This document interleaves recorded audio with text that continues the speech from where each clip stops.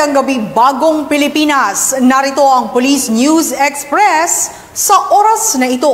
Binigyang linaw ni PNP spokesperson Police Colonel Jean S. Fajardo ang inilabas na temporary protection order sa mga miyembro ng Kingdom of Jesus Christ or KOJC ng Regional Trial Court kaugnay sa pagpapatupad ng warrant of arrest laban sa leader nito na si Pastor Apollo Kibuloy sa Davao City. Aniya, ipinaliwanag ng PNP lawyers na nakalagay lamang sa nasabing utos ang pag-alis sa mga barricade at iba pang barriers na naghahadlang sa paglabas-pasok ng mga miyembro ng KOJC sa kanilang compound. Saad pa ni Police Colonel Fajardo na wala umanong nakalagay sa order na itigil ang pagpapatupad ng warrant of arrest laban sa pastor at iba pang akusado.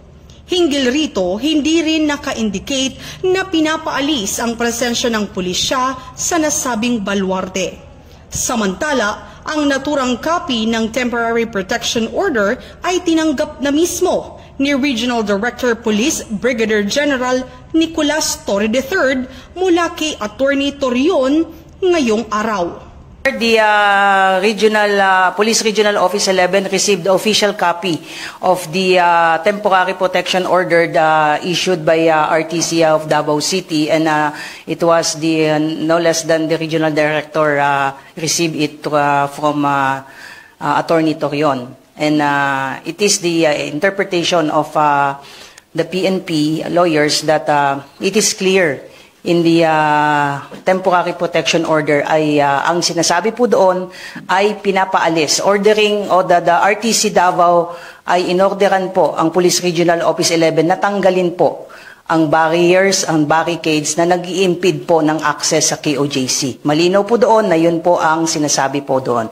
Wala po doon sinasabi na malinaw na pinahihinto po ang implementation po ng warrants of arrest against po kay Kibuloy at apat pa.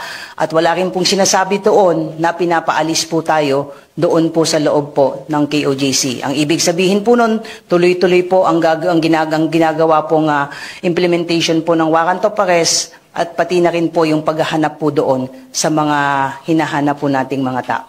At para sa iba pang mga napapanahong balitang pampulisya, laging tumutok sa Police News Network, alagad ng batas, tagataguyod ng balitang pulis.